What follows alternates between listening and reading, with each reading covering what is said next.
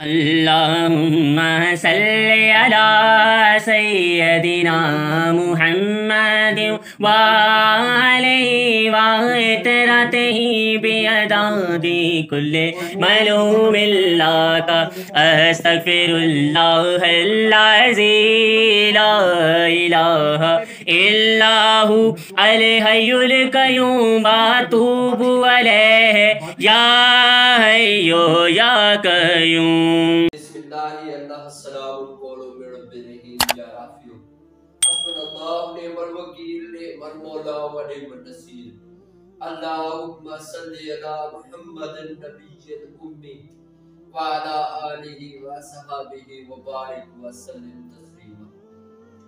سب سے پہلے تمام حاضرین اور غائبین کو ایاز فہیم کی طرف سے السلام علیکم۔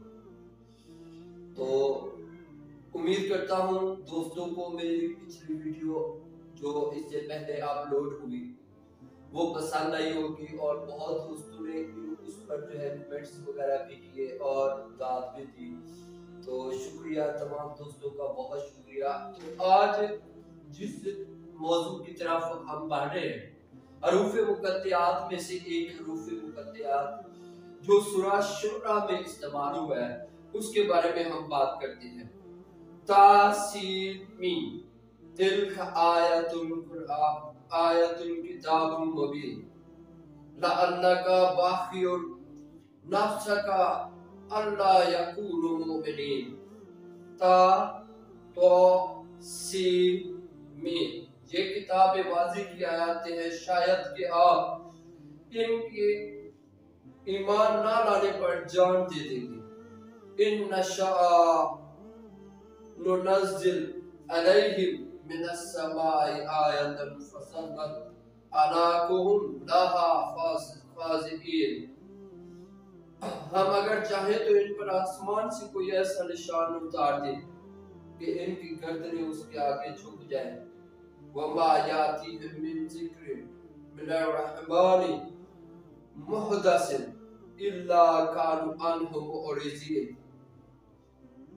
اور ان کے پاس کوئی بھی تازہ فہمش رحمان کی طرف سے ایسی نہیں آتی کہ یہ اس سے بے رخی نہ کرتے ہوں۔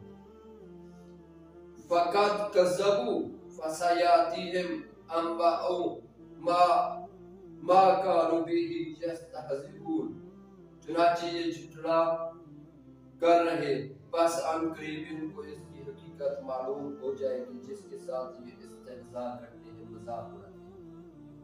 تو دوستو یہ جلد آیات جو ہے نا سورہ شعراء کی میں نے پڑھی، پہلی آیات ہے تاسین میم تاسین میم تلک آیت الکتاب المبین، اور یہ آیت ہے کتاب مبین کی، واضح کر دینے والی کتاب کی آیت ہے۔ کیا؟ تاسین میم۔ یہ جو تاسین میم ہے اصل میں یہ وہ آیت ہے جو ہر ایک بات کو واضح کر دیتی ہے۔ اب کیسے واضح کرتی ہے؟ جیسے کہ ہم نے پیچھے تاسین پہلے ڈسکس کر لیا ہوا ہے۔ تاسین کے اندر دعا کے بارے میں میں نے بتایا تھا کہ دعا اصل میں کیا ہے؟ یہ طور ایمن، دعا جو ہوتا ہے یہ اصل میں طور ایمن کی طرف کیا کرتا ہے، اشارہ کرتا ہے۔ طور ایمن کیا ہے؟ یہ ایک نفس ہے، انسانی نفس ہے جس میں اللہ تبارک و تعالیٰ کی ذات اقدس کا جمال ظاہر ہوتا ہے۔ اور یہ تب ہوتا ہے جب انسان اپنی ہستی کو، اپنی ذات کو مٹا دیتا ہے، اپنی نفی کر دیتا ہے، تو تب وہ ہستی جو ہے نا کیا ہوتی ہے؟ ظاہر ہوتی ہے۔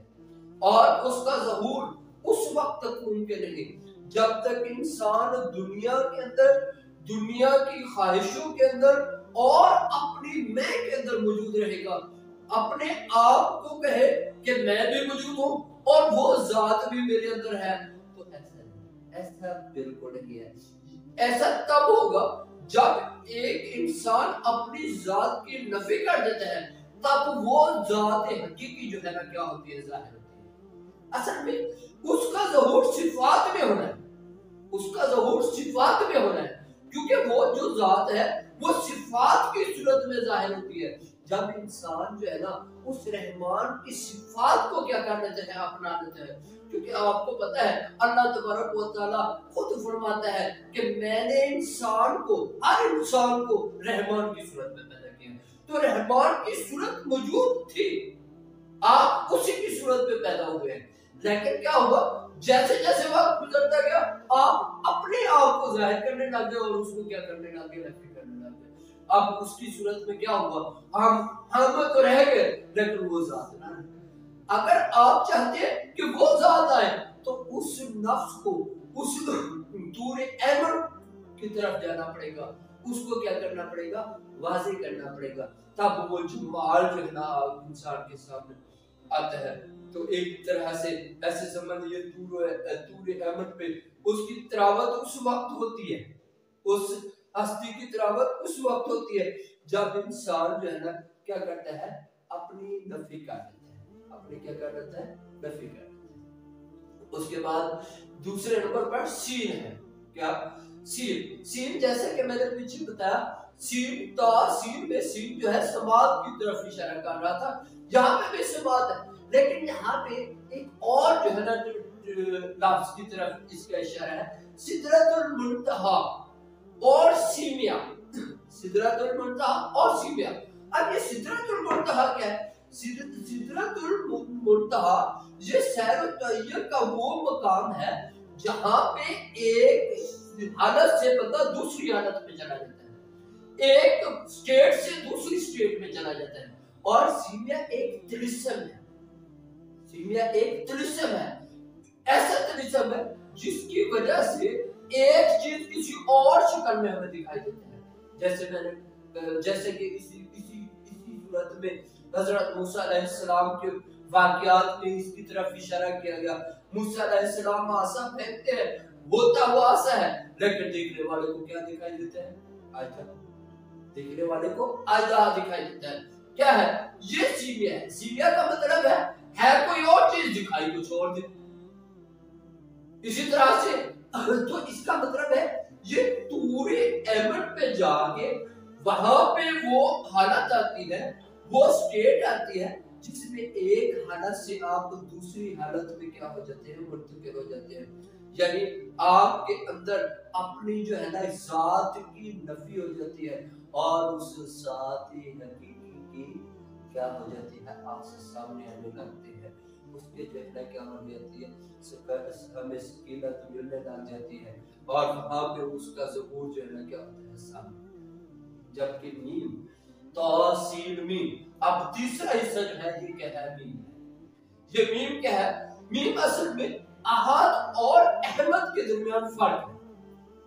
یہ اصل میں دو تعین ہے. احد جو ہے تعین اول ہے اور احمد جو ہے یہ ایسے سمجھ لیں یہاں پہ میم جو ہے یہ اصل میں موجودات کی طرف کیا کرتے ہیں، اشارہ کرتے ہیں.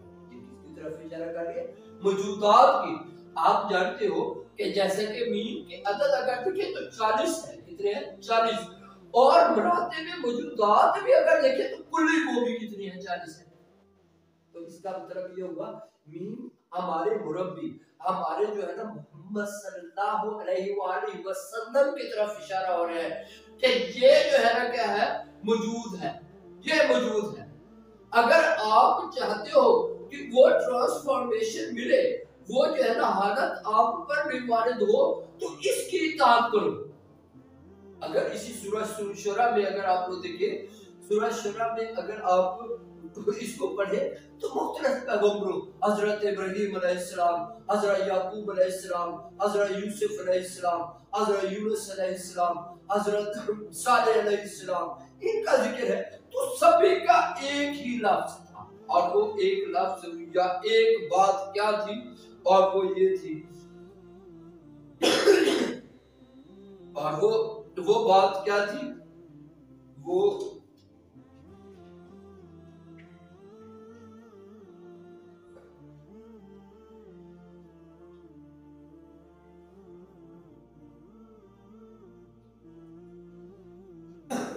ان تمام پیغمبروں کو اگر آپ دیکھیں تو یہ ہر ایک میں سے سبھی نے یہ کہا کہ کیا ہے،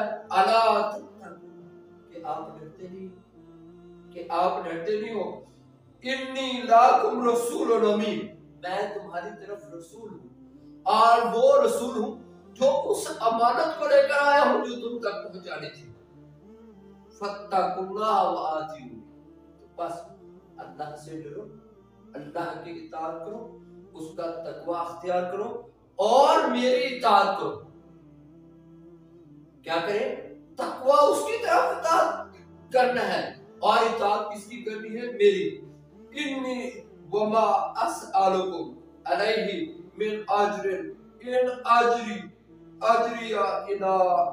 الا علی رب العالمین، اور میں تم سے اس پر کوئی صلہ نہیں مانگتا، میرا صلہ تو بس پروردگار عالم کے ذمہ ہے. اب یہاں پہ یہ دیکھیں، یہ جو آیت ہے یہ سبھی پیغمبروں نے ایک ہی کہی. اللہ تتقون، کیا آپ کو ڈر نہیں آتا؟ تو کیا آپ ڈرو.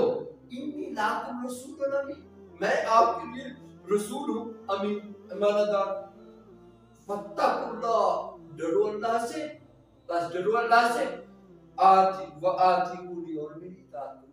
تو اس کا مطلب یہ ہوا کہ اگر آپ چاہتے ہو اس طور ایمن پر پہنچنا اور وہاں پر وہ سدرۃ المنتہا کے مقام پر پہنچنا اور وہ جو 73 سیڑھیاں ہے وہ حاصل کرنا، تو آپ کو اطاعت کرنی پڑے گی اپنے ربی کی، اپنے رسول کی. اس کی اطاعت کرو گے تو تب یہ پاسبل ہے، ادروائز کسی بھی صورت میں یہ ممکن نہیں ہے.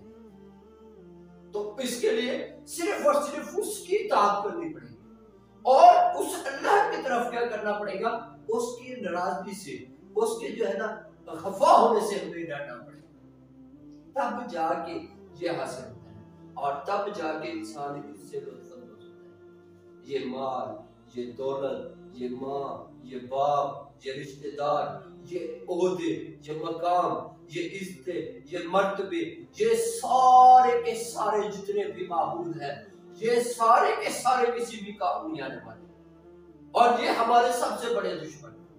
جب تک ان تمام چیزوں کو ہم کیا نہیں کریں گے، پیچھے نہیں پھینکیں گے، اس وقت تک یہ ممکن ہی نہیں کہ ہم اس جگہ پہ پہنچ سکیں، اس مقام پہ پہنچ سکیں جہاں پہ جو ہے نا اس رب کی طرف ہم جا سکیں، یا اس رب کی جو ہے مظہر جمال کا سے لطف اندوز ہو سکیں.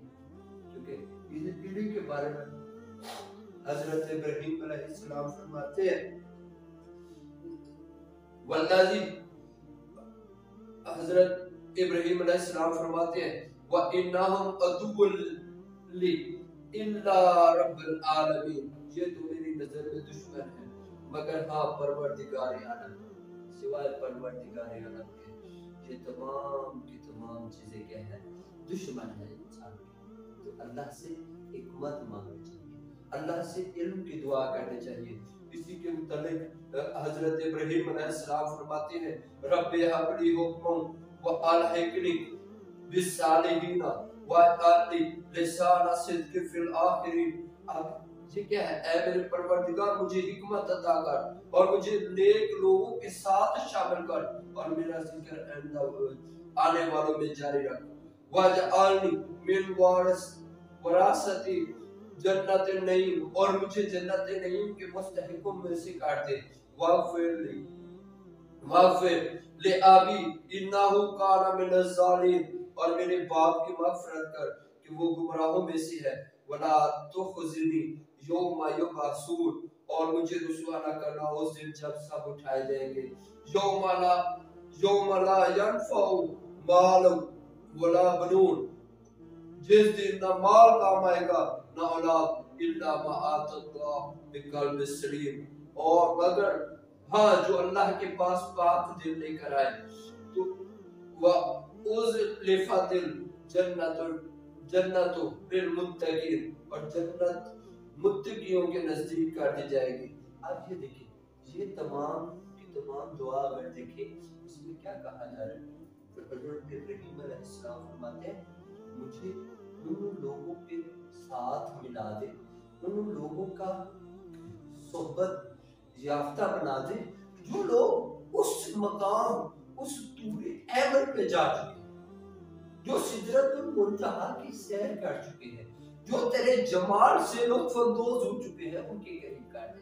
جب بندہ ان کے قریب جاتا ہے، ان کی صحبت اختیار کرتا ہے، اپنے مربی کی بات مانتا ہے، کیونکہ بات اسی کی ماننی پڑے گی، بات اسی۔ اللہ نے خود آ کر کسی بھی شخص سے آ کے یہ نہیں کہنا یہ کام غلط ہے، یہ نہیں کرنا، یہ حلال ہے، یہ حرام ہے، یہ کبھی بھی نہیں۔ اللہ نے جو بھی اپنا فیصلہ سنانا ہے، جو بھی بات کرنی ہے، اپنے رسول کے راستے سے کرنی ہے، اور اس کا رسول ہی امانت دار ہوتا ہے، وہ اللہ کی امانت لے کر آتا ہے۔ اللہ کی امانت اس کی بات ہے جو ہر ایک بندے پر اس کا رسول کیا کر دیتا ہے، واضح کر دیتا ہے، مربی۔ تو اس لیے کرنا کیا پڑے گا؟ اپنے رسول، اپنے مربی کی کیا کرنی پڑے گی؟ ہمیں اطاعت کرنی پڑے گی، کیونکہ وہی ایک ہے جو ہمیں اس راستے کی طرف جو ہے نا لے کر جا سکتا ہے۔ یہ سفر بہت کٹھن ہے، بہت مشکل ہے، لیکن وہاں پہ وہی جائے گا جو اپنے دلوں میں مکمل طور پر اس کی عکاسی، اس کی یاد لے کر جاتا ہے، جو اس کی یاد میں رہتے ہیں، جو اس وقت اس کو ہر وقت سوچتے رہتے ہیں، اس کے بارے میں ہر وقت بات کرتے رہتے ہیں، اور اپنے سلامت دل لے کر جاتے ہیں۔ وہ شیطان کے پیچھے نہیں جاتے، صرف اسی کی غرض کرتے ہیں، وہ کمائی کے پیچھے نہیں دوڑتے، وہ اجر نہیں مانگتے، وہ کچھ بھی نہیں مانگتے، صرف اور صرف اللہ کی رضا مانگتے ہیں، اور اللہ ہی اس کے بدلے ہر ایک چیز دینے والا ہے، اور جسے وہ چاہے وہ دے دے۔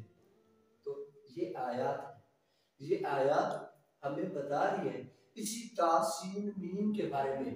تو یہ تاسین میم اصل میں ایک سفر ہے جس کے اوپر اگر بندہ چل پڑے، اپنا قلب سلیم لے کر دنیا کے لالچ میں نہ پڑے، اور اس اپنے مالک حقیقی کی طرف چلا جائے، اور اپنے مربی کی جو ہے نا اطاعت کرتا جائے، مسلسل اطاعت کرتا جائے۔ دیکھیں قرآن پاک میں اگر دیکھیں تو پورے قرآن میں 16 مرتبہ اطاعت کراتا ہے، اور 16 ہی مرتبہ اطاعت رسول اللہ صلی اللہ علیہ وآلہ وسلم کی بتائی کہ اطاعت کس کی کرو؟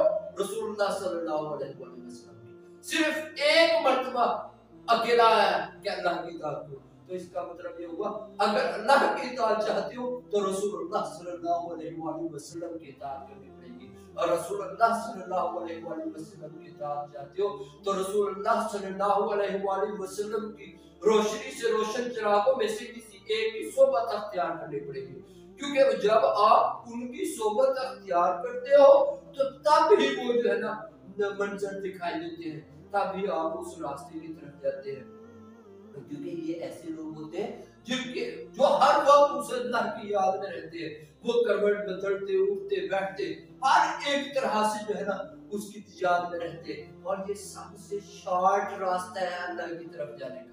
اللہ کی طرف جانے کا سب سے شارٹ راستہ یہ ہے اللہ کے بندوں کی صحبت اختیار کرو۔ جب بندہ اللہ کے بندوں کی صحبت اختیار کرتا ہے تو پھر کیا ہوتا ہے؟ وہ انسان کا دل کروٹ بدلتا ہے، پھر کروٹ بدلتا ہے، پھر اس کے اندر وہ تبدیلیاں رونما ہونے لگ جاتی ہیں، پھر وہ سیمیاں، وہ جو سیمیاں جو ہے نا تلسم، اس کے اندر بھی کیا ہونا شروع ہو جاتا ہے؟ ظاہر ہونا شروع ہو جاتا ہے۔ پھر وہ اسے ہر ایک چیز، وہ بندے یہی تو کرتے ہیں، اللہ کے بندے کرتے کیا ہے؟ یہی وہ ہر ایک چیز جو آپ کو دکھائی دے رہی ہوتی ہے میرے لیے بہت ہی کیا ہے خطرناک ہے، وہ اسے بڑا پیارا کر کے دکھائی۔ کیوں؟ کیونکہ وہ دوری ایمن پر جا چکے ہیں، وہ اس سین والے سیمیا یعنی سدرت المنتہا کے جو ہے نا نظارے دیکھ چکے ہیں۔ اب ان کے لیے جو ناممکن نہیں ہے وہ ہر ایک چیز کو جیسے چاہے کر کے دکھا دے، اور یہی کام تو کرتے ہیں بزرگ۔ بزرگ آپ دیکھیں بہت سارے بزرگ بیٹھے ہوتے ہیں، آپ ان کے پاس گئے، وہ آپ کو یہی پہ بیٹھے ہوئے خانہ کعبہ دکھا دیتے ہیں، یہی پہ بیٹھے ہوئے مسجد نبوی دکھا دیتے ہیں۔ تو یہ سارا کچھ کیسے ہو رہا ہے؟